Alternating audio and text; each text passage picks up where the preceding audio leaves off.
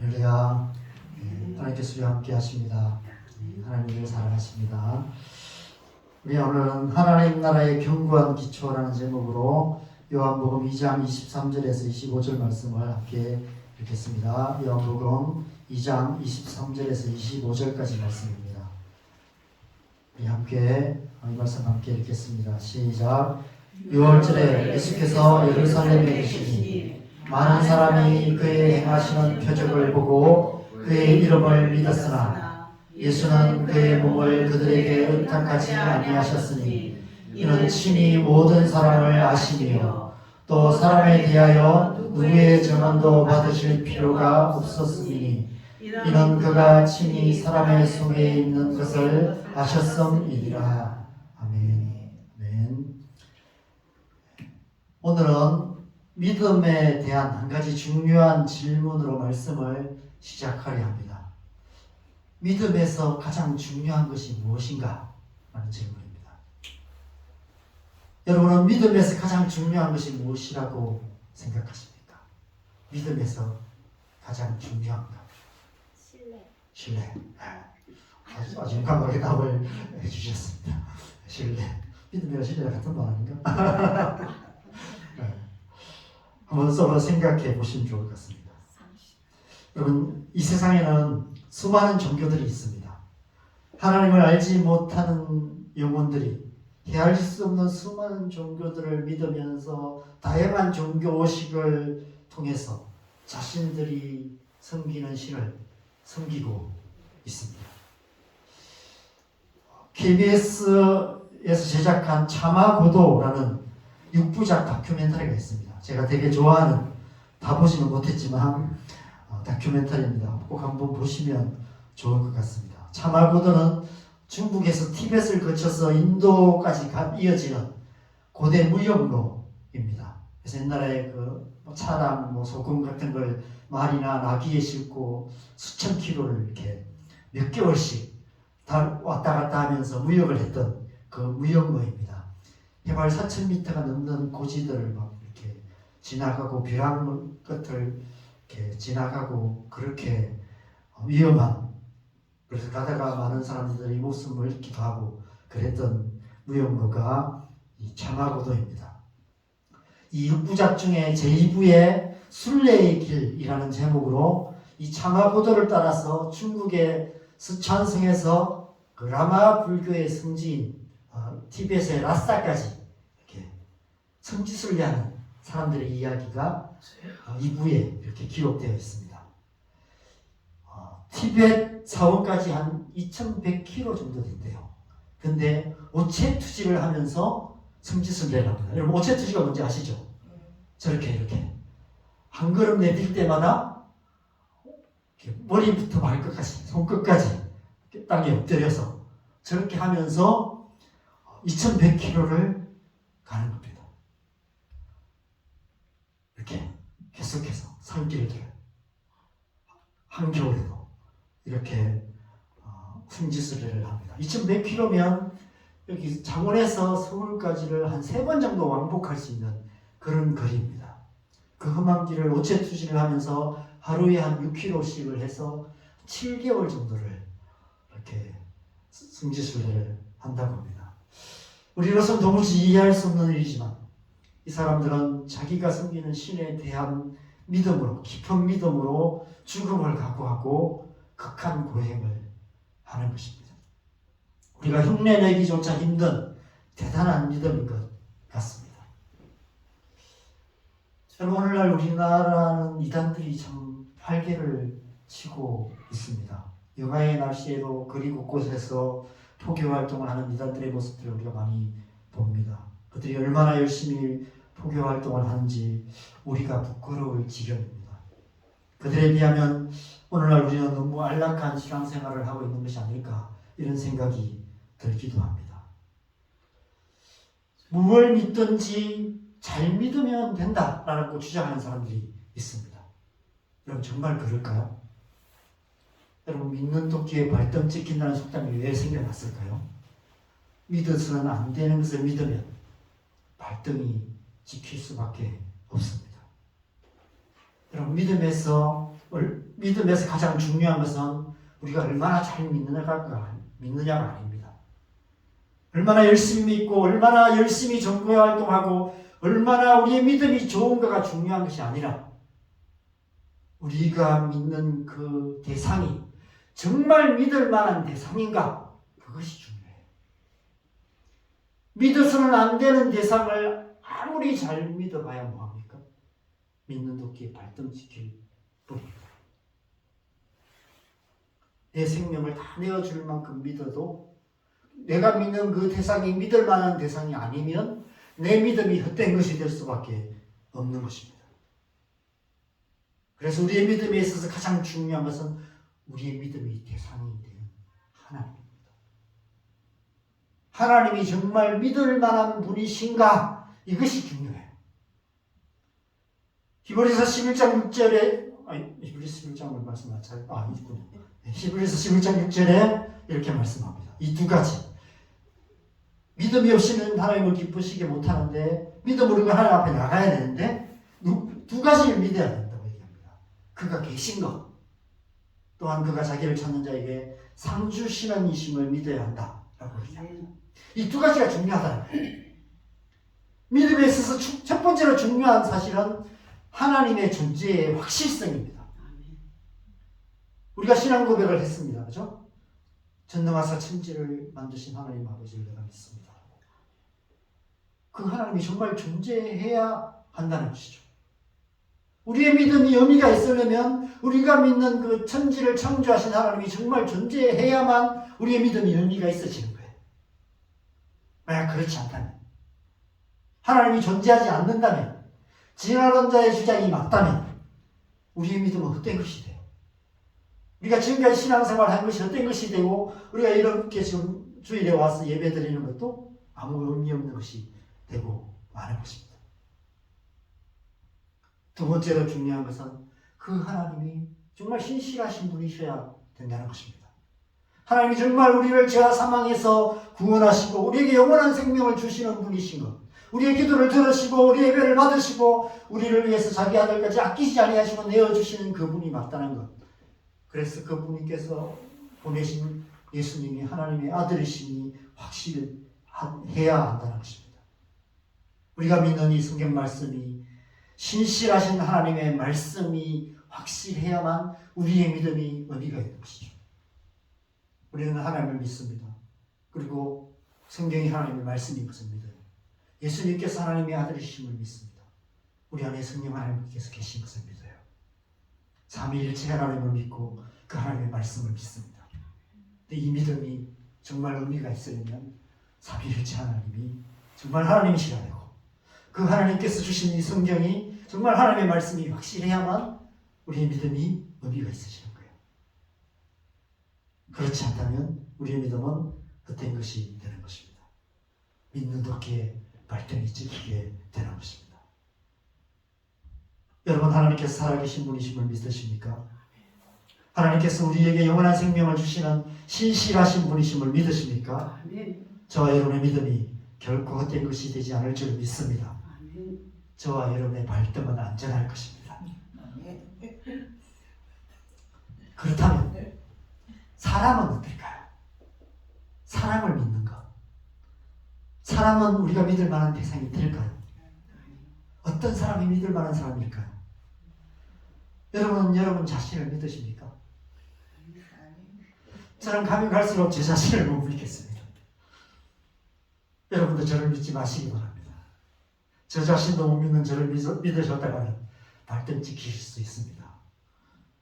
표정을 보니 이미 별로 안 믿고 계시는 그런 같은 표정입니다. 감사하다고 해야 될지 삐져야 될지 잘 모르겠습니다. 저도 여러분을 안 믿겠습니다. 여러분 자신도 못 믿는 여러분을 제가 어떻게 믿겠습니까? 저도 제 자신을 못 믿고 여러분도 여러분 자신을 못 믿고 우리도 서로를 못 믿고 이로써 세상에 믿을 사람이 아무도 없다는 사실이 증명된 것 같습니다. 그럼 세상에 믿을 사람 아무도 없습니다. 이미 몇 번 말씀드린 것처럼 요한복음은 사도 요한이 예수님의 그 수많은 가르치심과 행하신 표적들 가운데 개인적으로 가장 기억에 남는 아주 중요한 내용을 기록한 말씀입니다. 사도 요한 개인의 어떤 간증과도 같은 그런 말씀입니다. 그래서 다른 공간 복음서에는 기록되지 않은 이야기들이 많이 기록되어 있습니다. 오늘 본문도 그 중에 하나입니다. 그래서 제가 오늘 본문을 그냥 이렇게 지난주 본문에 포함시켜서 그냥 건너뛰고 3장으로 넘어가려고 했었습니다. 근데 아무리 생각해도 이 사도 요한이 이 본문을 굳이 기록한 중요한 이유가 있을 것 같다는 생각이 들어서 그냥 무시하고 건너갈 수가 없었습니다. 사실 이 본문은 여기 없어도 별로 이렇게 문제가 안 되는 본문이거든요.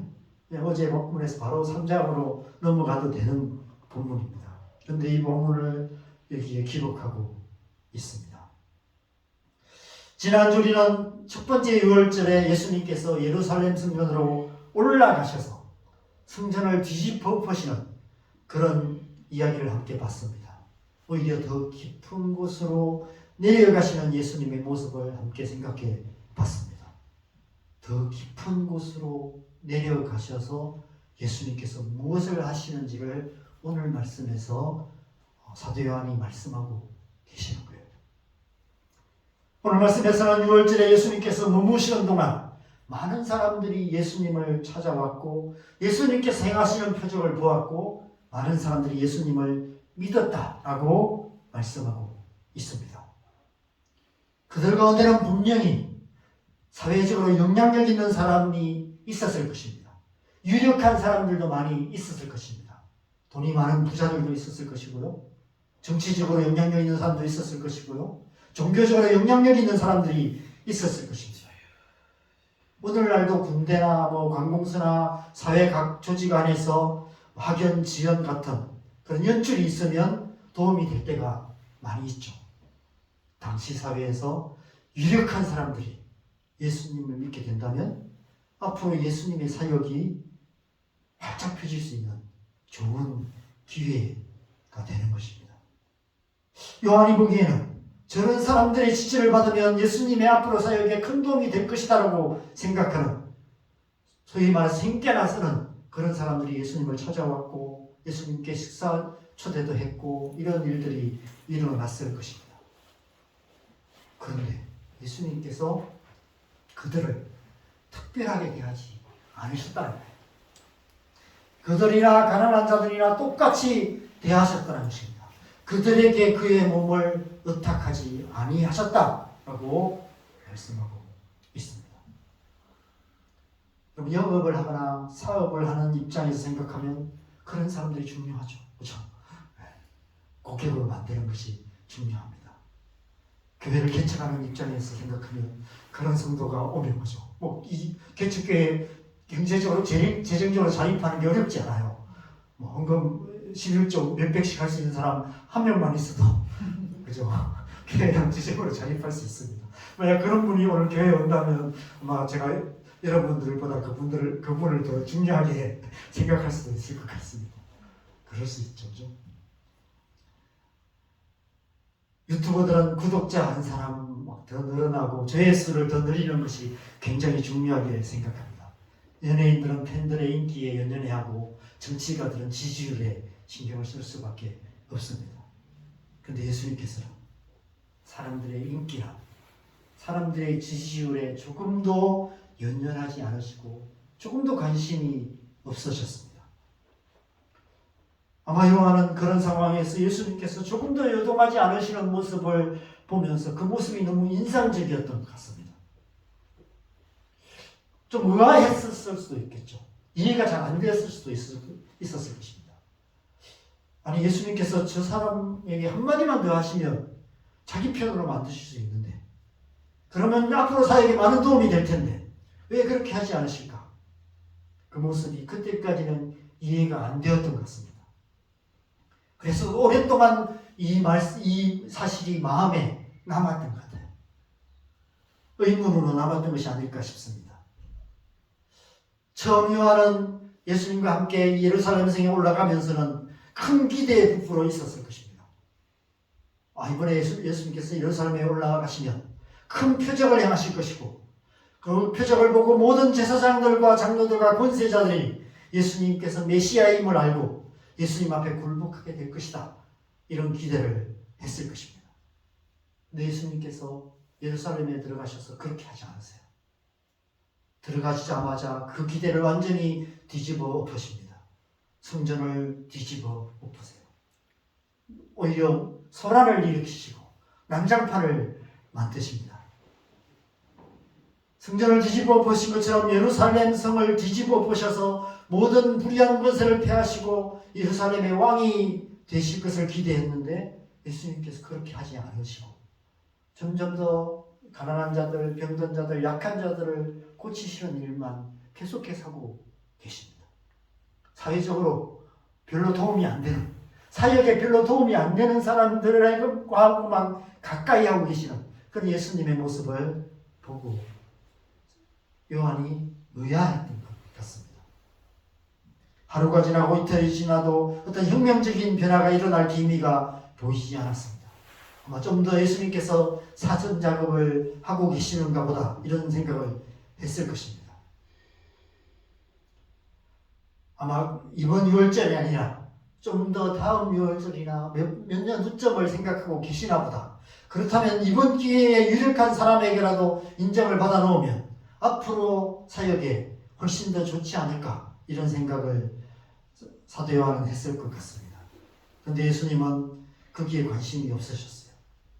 예수님의 관심은 표적을 보고 솔깃하여서 몰려드는 많은 무리들에 있지도 않았습니다. 더 많은 무리를 모으고 그들의 인기와 인정과 지지를 받고 큰 교회를 세우는 것이 예수님의 관심이 아니었던 것입니다. 사실 예수님께서 마음만 먹으셨으면 그 일은 별로 어려운 일이 아니었을 것입니다. 오늘 본문은 나중에 요한복음 6장의 오병이어 사건과 연결되는 그런 본문입니다. 거기서 연결해서 생각해보면 의미가 더 분명해집니다. 오병이어 사건 때 예수님께서 보리떡 5개와 물고기 2마리로 남자만 5,000명을 먹이십니다. 아마 수만 명의 사람들을 먹이시는 그런 일을, 기적을 행하세요. 근데 예수님께서 그 놀라운 기적을 행하시고는 요한이 생각과는 다르게 반응을 하십니다. 여러분, 그 당시는 하루 한 끼도 먹기 힘든 시대였어요. 하루 3끼 먹는다는 것은 상상도 못하는 그런 가난한 시대였습니다. 그런 먹고 살기 힘든 시대에 보리떡 5개와 물고기 2마리로 모든 무리들을 다 배불리 먹이고 남았어요. 여러분이 그 자리에 있었다면 어떤 마음이 들었을까요? 눈이 뒤집혀졌을 것입니다. 그 기적을 맛본 그 무리들이 집단 광기에 사로잡히게 돼요. 그래서 예수님을 억지로 잡아서 왕을 세우려고 했습니다. 그래서 예수님은 가만히 계시기만 하셔도 돼요. 밥상이 다 차려져 있었습니다. 그냥 숟가락만 얹으면 되는 거예요. 무리들이 다 나서서 예수님을 왕으로 세우려고 하니까 그냥 가만히 계셔서 따라만 가면 되는 거예요. 그런데 예수님께서 그렇게 하지 않았어요. 그 무리를 피해서 산으로 도망치십니다. 제자들을 배 타고 갈릴리 바다를 건너 보내시고, 그리고 한밤중에 도망치듯 풍랑이는 바다 위를 걸어서 가버나움으로 가십니다. 그런데 무리들이 배를 타고 가버나움까지 쫓아와요.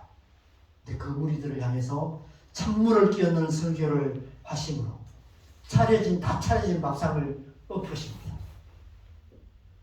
그래서 요한복음 6장 후반부 말씀을 보시면 예수님의 말씀을 들은 무리들이 다 떠나버려요.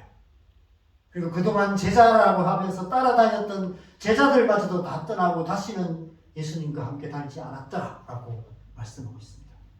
예수님과 12제자만 남아요. 사도 요한의 오늘 본문 말씀을 의미 있게 기록한 이유가 바로 그 때문입니다. 많은 사람들이 예수님께서 행하시는 표적을 보고 예수님을 믿었지만 예수님은 그 사람들에게 자신을 의탁하지 않았습니다. 그들 속을 다 알고 계셨기 때문이라고 말씀하고 있어요. 예수님께서는 오직 12제자만을 택하셨어요.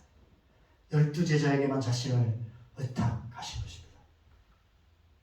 그래서 요한복음 6장 70절에 71절을 보면 우리 말씀 같이 읽겠습니다. 시작. 예수께서 대답하시되 내가 너희 12를 택하지 아니하였느냐 그러나 너희 중에 한 사람은 마귀니라 하시니 이 말씀은 가룟 시몬의 아들 유다를 가리키시니라. 그는 12 중에 하나로 예수를 팔자라. 예수님께서 12 제자를 택하십니다. 12 제자를 아셨기 때문이라고 얘기합니다. 그리고 예수님을 팔자가 누군지도 이미 아셨다라고 말씀합니다. 가룟 유다 자신도 몰랐고 제자들도 몰랐을 것입니다. 알 수가 없었겠죠. 그러나 예수님은 아셨습니다. 예수님은 저와 여러분을 아세요. 그래서 저와 여러분을 이곳에 부르셨습니다. 하나님의 자녀로.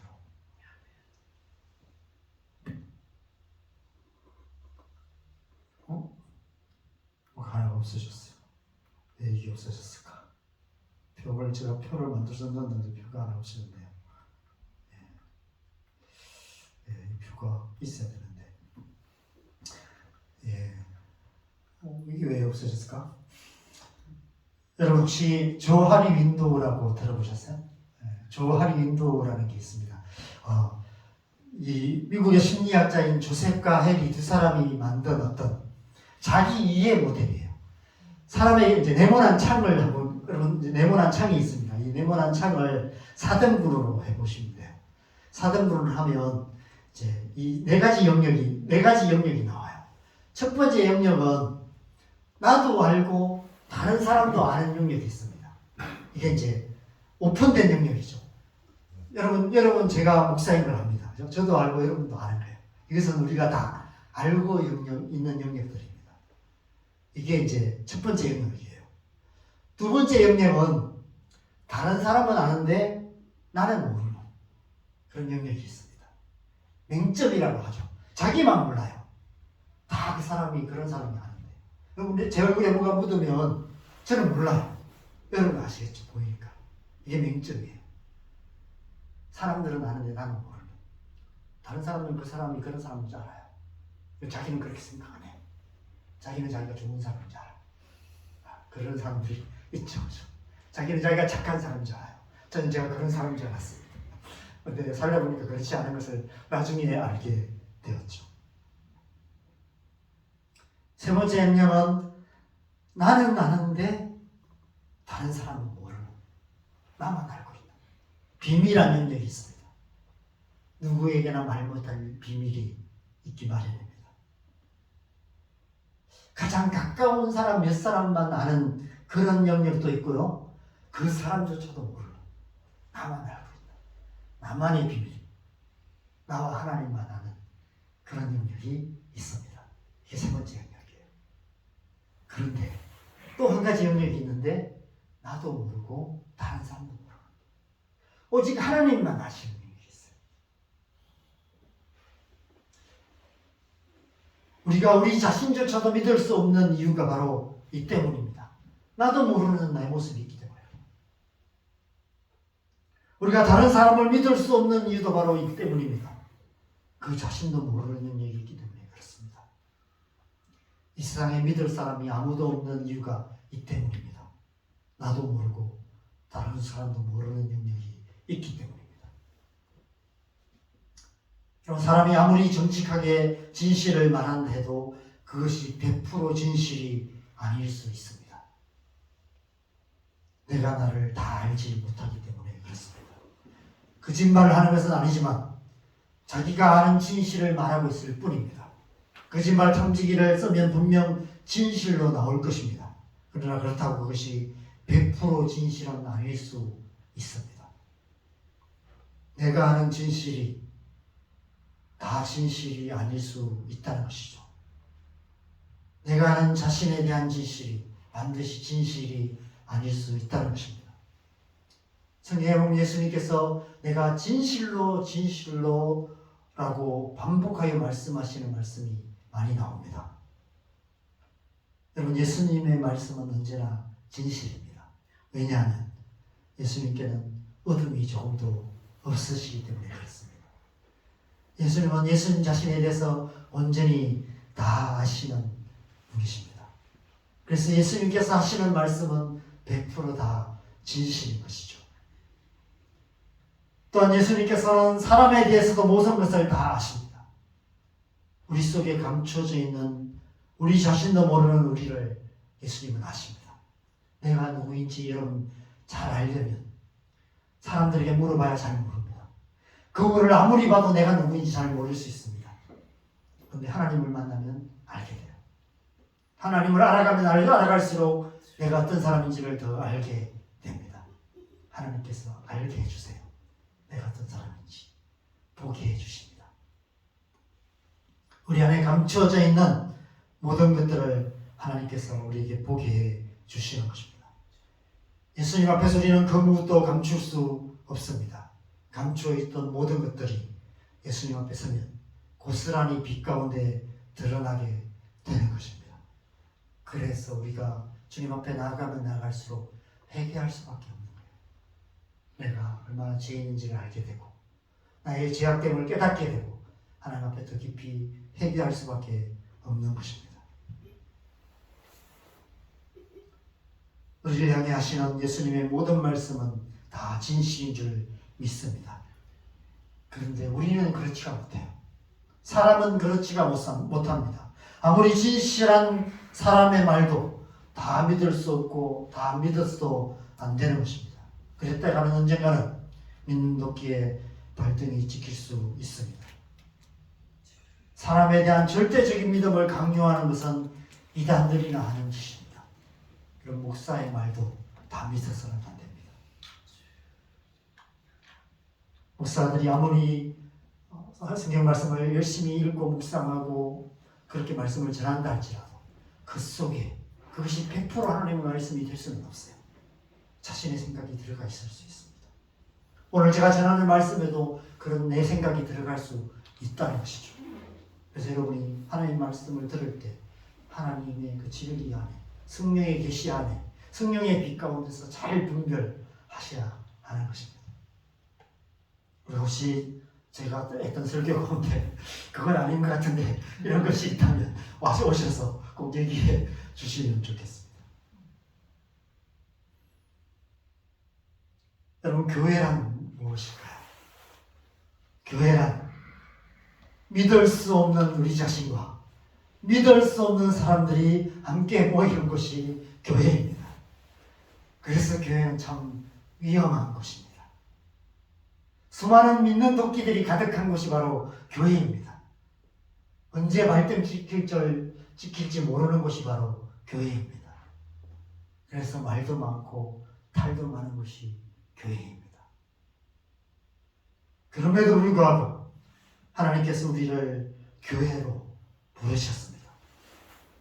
그래서 우리는 모이기를 힘써야 합니다.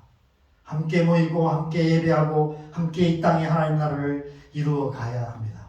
어떻게 서로 믿을 수 없는 사람들이 함께 교회를 이룰 수 있을까요? 나 자신도 믿을 수 없고 서로도 믿을 수 없고 목사도 믿을 수 없는 그런 곳에 우리가 어떻게 함께 모여서 교회를 이루어 갈 수 있을까요? 서로를 믿기 때문이 아닙니다. 나 자신도 믿을 수 없고 서로를 믿을 수 없지만 믿을 수 있는 한 분이 계시기 때문입니다.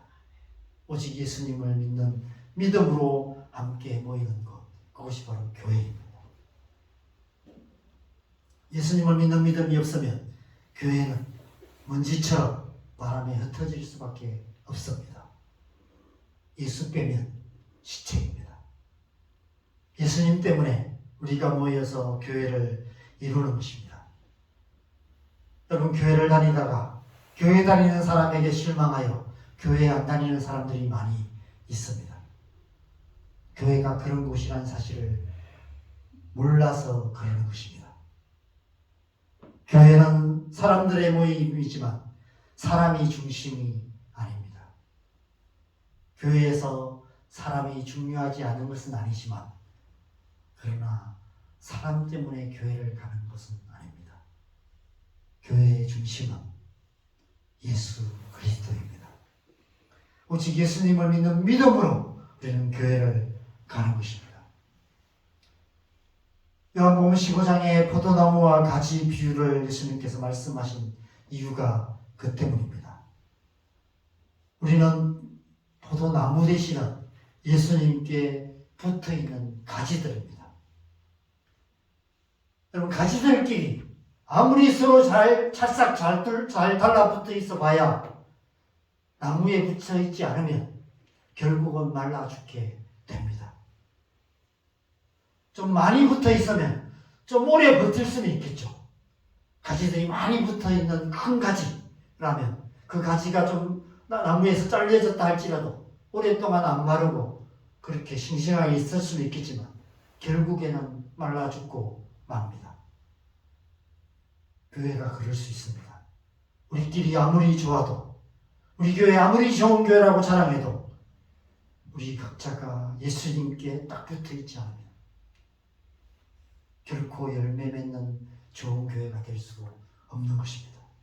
결국은 말라 죽고 마는 것입니다. 예수님이 우리의 신앙의 중심이며 교회의 중심이 되어야 하는 것이죠. 예수님을 믿는 믿음이 우리 모든 그리스도인들의 중심이며 모든 교회의 중심인 것입니다. 오직 예수님을 믿는 믿음으로 모이는 것이 바로 교회인 것이죠. 여러분, 제가 지금 우리가 이미 다 아는 이야기를 새로운 이야기처럼 하는 이유가 무엇일까요? 사도 요한이 이 말씀을 의미 있게 기록한 이유와 같은 이유입니다. 사도 요한은 지금 예수님께서 마치 그물의 기초를 놓기 위해서 땅을 깊이 파고 기초 공사를 하시듯이 예수님께서 더 깊은 곳으로 내려가셔서 하나님 나라의 기초 공사를 하고 계신다는 사실을 오늘 본문을 통해서 말씀하고 있는 것입니다. 지난주 말씀에서 예수님께서 이 성전을 흘러 내가 사흘 동안에 일으키리라 말씀하신 후에 더 깊은 곳으로 내려가십니다. 사도 요한은 예수님께서 지금 예루살렘 성에서 뭘 하고 계시는지 이해가 되지 않았어요. 도대체 뭐 하고 계시지? 하나님 나라를 위해서 오셨다는 분이 도대체 지금 뭐 하고 계시는가 의아했던 것 같습니다. 근데 시간이 오래 지나고 나서 알게 되었어요. 예수님께서 기초공사를 하고 계시구나. 여러분, 건물을 지으려면 그죠? 기초공사를 해야 돼요. 높은 건물을 지을수록 더 깊이 땅을 파야 합니다. 예수님께서 그렇게 해서 이 말씀을 연이어서 선포하고 있는 거예요. 이 성전을 흘러 내가 사흘에 일으키리라 말씀하신 후에 예루살렘 성에서 사람들에게 의탁하지 아니하고 유력한 사람들 만나지 아니하고 가난한 자들 연약한 자들에게 복음을 전하고 병든 자를 고치고 표적을 행하시고 그런 일들을 하고 계세요. 예수님은 사람을 의지하여 하나님 나라를 이루어 가시지 않으셨습니다. 손으로 짓지 아니한 새로운 성전, 그것도 하나님 나라의 새로운 기초 공사를 하고 계셨던 것입니다. 예수님이 세워 가시는 하나님의 나라의 기초는 사람이 아니었어요. 사람들을 많이 모아서 사람들을 의지해서 사람들을 통해서 하나님 나라를 이루기를 원하지 않으셨습니다. 예수님은 아셨습니다. 사람은 믿을 만한 존재가 못 된다는 사실. 하나님 나라의 기초는 예수님 자신이었습니다. 교회의 기초는 사람이 아니에요. 교회의 기초는 예수님입니다. 예수님 자신으로부터 하나님 나라가 시작됨을 예수님은 아셨습니다. 예수님께서는 그 예수님을 믿는 그 견고한 믿음 위에 하나님 나라가 세워질 것을 아셨고 예수님께서 그 기초를 놓기 시작하고 예수님의 12제자만을 데리고 그들을 하나님의 나라의 기초로 삼으셨습니다. 사도 요한이 이 말씀을 통해서 그 사실을 우리에게 말씀하고 있어요. 우리가 오늘 본문을 그냥 넘어간다면 예수님께서 행하셨던 일 중에 가장 놀라운 그 깊은 의미를 우리가 놓치고 지나갈 수 있습니다. 여러분, 기초는 눈에 보이잖아요. 요즘 철근을 빼먹고 부실공사한 순살 아파트 문제가 사실 이슈가 되어 있습니다. 건물의 기초, 그 기초의 안에 들어있는 철근들은 눈에 보이지 않습니다. 철근 몇 개 빼먹고 중국산 그 값싼 철근을 써도 별로 문제가 되지 않아요. 그냥 화려한 마감재를 쓰고 인테리어 그럴듯하게 해놓고 유명 건설회사 브랜드를 붙여놓으면 수억 수십억 하는 아파트를 만들 수 있습니다. 지금 당장은 모릅니다. 그러나 입주해서 살다 보면 문제가 드러나게 돼요.